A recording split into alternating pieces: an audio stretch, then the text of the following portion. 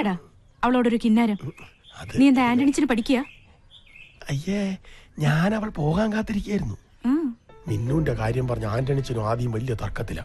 കൂട്ടുകാരെ പോലായിരുന്നു അപ്പനും മോനും. ഇപ്പൊ ആനപ്പാറയിലെ അച്ചമ്മ അഞ്ഞൂറാനേം പോലെ. ഇപ്പൊ ഞാൻ എന്ത് ചെയ്യണോന്നാ നീ പറയുന്നേ? ലക്ഷ്മിയമ്മ ഒന്ന് സംസാരിച്ചാൽ എല്ലാം തീരും. അപ്പൊ ഇന്ന് രാത്രി 12 മണിക്ക് നമ്മുടെ കുടുംബ മീറ്റിംഗ്. സ്ഥലം നെല്ലിക്കൽ തറവാട്, ആന്റണിച്ചന്റെ മുറി.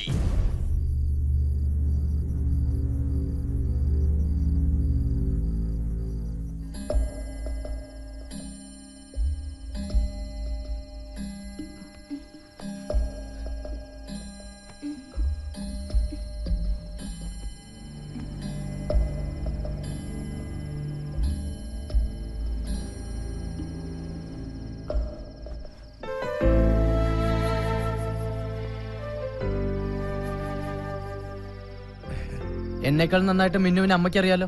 എന്നിട്ടും അപ്പം വേണ്ടാത്ത പിടിവാശിയാ. അമ്മ എന്നെ അപ്പനോട് സംസാരിക്കും. ഇക്കാര്യത്തിൽ അപ്പനത് ഒറ്റ അഭിപ്രായമുള്ളൂ. അത് നടക്കില്ല, സമ്മതിക്കില്ല. അപ്പം ഭാഷയിലാണെങ്കിലേ ഞാനും ഭാഷ. ലക്ഷ്മിനി അവരൊന്ന് പറഞ്ഞു മനസ്സിലാക്ക്. ഇവനെയല്ലേ പഠിപ്പിക്കേണ്ടത്? എന്തായാലും എന്റെ മോൻ കൊട്ടാരത്തിലെ അടിച്ചു കളിക്കാരുടെ പിന്നാലെ ഒന്നും പോയില്ലല്ലോ. ഞാനിപ്പോ ഇങ്ങോട്ട് വന്നത് അതൊന്നും ചോദിക്കാനല്ല, എല്ലാം എനിക്കറിയാം. നിനക്ക് എന്തറിയാന്നാ? അങ്ങനെയാണെങ്കിൽ എനിക്ക് നിന്നെ കുറിച്ച് ചിലത് പറയാനുണ്ട്. എന്താ നിനക്ക് എന്നെ പറ്റി പറയാനുള്ളത്? കൊട്ടാരത്തിനകത്ത് ചായ കൊടുക്കലും മിന്നൂനൊരിക്കലും പ്രാർത്ഥനയും ഒന്നും എന്നെ കൊണ്ട് പറയിപ്പിക്കണ്ട. അതെല്ലാം ഞാനായിട്ട് അങ്ങനെ ക്ഷമിക്കാം. അങ്ങനെ നിങ്ങളുടെ പ്രശ്നം പിന്നെ പരിഹരിക്കാം. ഏജ് ഓവർ കേസല്ലേ. പക്ഷെ ആദ്യയുടെ കാര്യത്തിൽ അമ്മയുടെ അഭിപ്രായം എന്താ? എന്റെ തീരുമാനം തന്നെ അവളുടെയും. അല്ല, എനിക്കും ആ കുട്ടിയെ ഇഷ്ടം. മതി, എനിക്ക് അമ്മയുടെ സപ്പോർട്ടുണ്ടായ. അതന്നെ. ഇവനെന്തു പറഞ്ഞാലും പിന്താകാൻ നീണ്ടല്ലോ. അങ്ങനെ ഇവന്റെ താളത്തിനൊത്ത് തുള്ളിയന്റെ ഫല നമ്മളിപ്പോ അനുഭവിക്കണേ. ആ ഒറ്റ കാരണം കൊണ്ട് എവിടെ വരെ എത്തിയത്. അത് അമ്മയും മോനും മറക്കണ്ട. എന്റെ ലക്ഷ്മി നമ്മുടെ മകനാണ് ഇവനെന്ന് ഈ തറവാട്ടിൽ അറിഞ്ഞാൽ അവർ ഈ ബന്ധത്തിന് സമ്മതിക്കുന്നു തോന്നുന്നുണ്ടോ നിനക്ക്? ലക്ഷ്മി അമ്മയുടെ മകനാണ് ആദ്യം എന്നറിഞ്ഞാൽ ഒരുപക്ഷെ വർമ്മസാരി കല്യാണത്തിന് സമ്മതിച്ചേക്കും. പക്ഷെ ആന്റണിച്ചനാണ് അച്ഛനെന്നറിഞ്ഞാൽ അപ്പനെ സാറിന് വലിയ കാര്യമൊക്കെ തന്നെയാ. പക്ഷെ ആന്റണിച്ചൻ ഇപ്പോഴും ഭക്ഷണം പിന്നാമ്പുറത്താ. പിന്നെ ആന്റണിച്ചൻ ഒരു വെളുത്ത ക്രിസ്ത്യാനി ആയിരുന്നെങ്കിൽ നമുക്കൊരു പൊണൂലൊക്കെ അങ്ങനെ ഇട്ട് അഡ്ജസ്റ്റ് ചെയ്യായിരുന്നു. അതൊന്നും എനിക്കറിയില്ല. എന്റെ മോന് ചേരുന്ന കുട്ടിയാ മിന്നു. ഓഹോ, നിന്റെ മോൻ. അപ്പൊ ഇവൻ എന്റെ ആരുമില്ല. മിന്നു ഉണർന്ന എന്നെ തിരക്കും. പീതാംബര,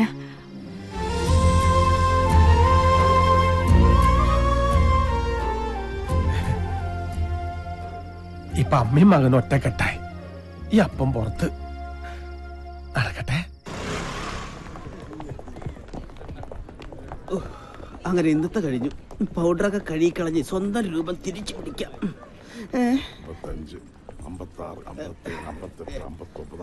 മൊത്തം തന്നോളൂ.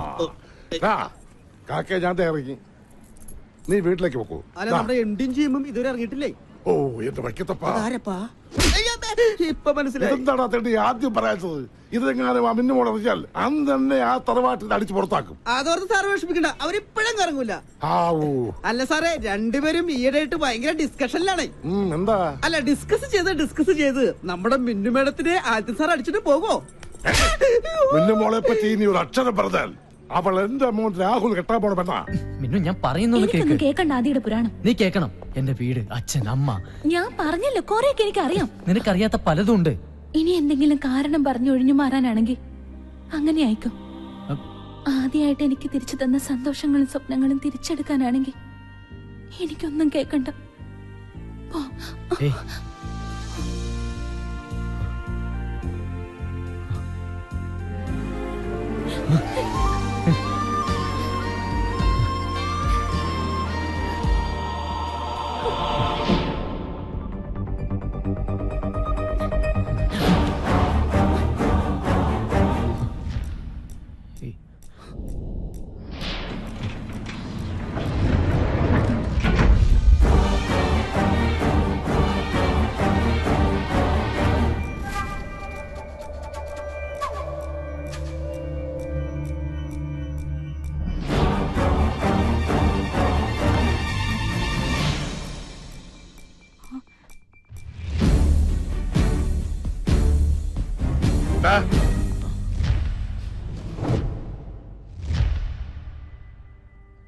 നിനക്ക് മിന്നുമോളെ ഇഷ്ടാണോ?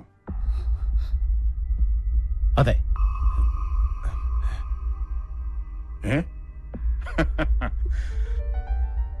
എന്റെ മനസ്സിലും ഇങ്ങനെ ഒരു ആഗ്രഹം ഉണ്ടായിരുന്നു മോളെ.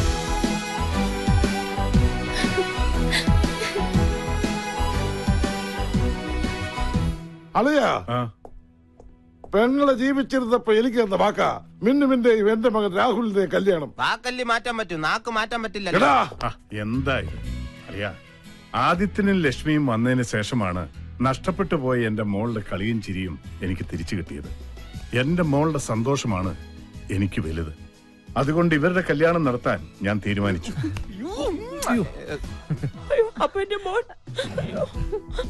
ആ ആന്റണി, ആദിത്യന്റെ കോലോത്തി എന്ന് അച്ഛനോടും അമ്മയോടും പെട്ടെന്ന് ഇങ്ങോട്ട് വരാൻ പറയണം.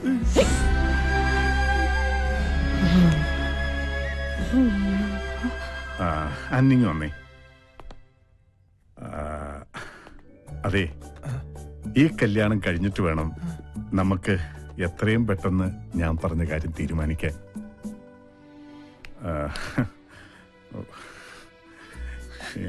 ഈ കാര്യം പറയുമ്പോ എനിക്കൊരു ഏതാണ്ട് പോലെയാ ഒരിത്.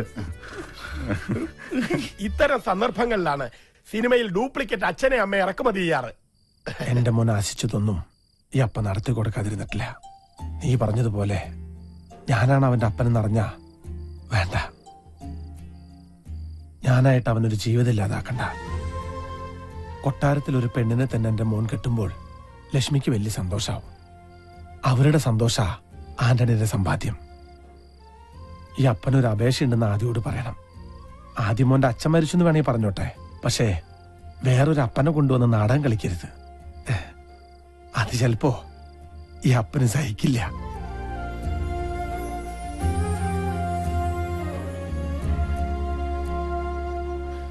ഞാൻ തടഞ്ഞില്ല. തടഞ്ഞാലും ആന്റണിച്ച് നിൽക്കില്ല എന്ന് എനിക്കറിയാം.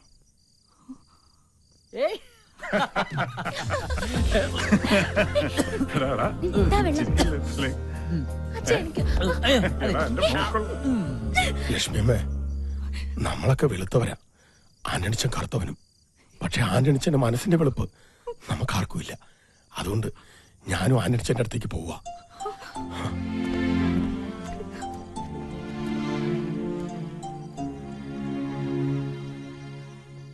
ലക്ഷ്മിയമ്മേ, ലക്ഷ്മിയമ്മ എന്നും എന്റെ ആദിയുടെ ഒപ്പം ഉണ്ടാവണം. എവിടേക്കും വിടില്ല ഞാൻ എന്റെ ലക്ഷ്മിയമ്മ. ലക്ഷ്മിയമ്മ, എന്താ പറ്റി? ഒന്നുമില്ല മോളെ, മോടെ സ്നേഹം കണ്ടപ്പോ. ഈ ലക്ഷ്മിയമ്മ എന്താ ഇങ്ങനെ കുട്ടികളെ പോലെ?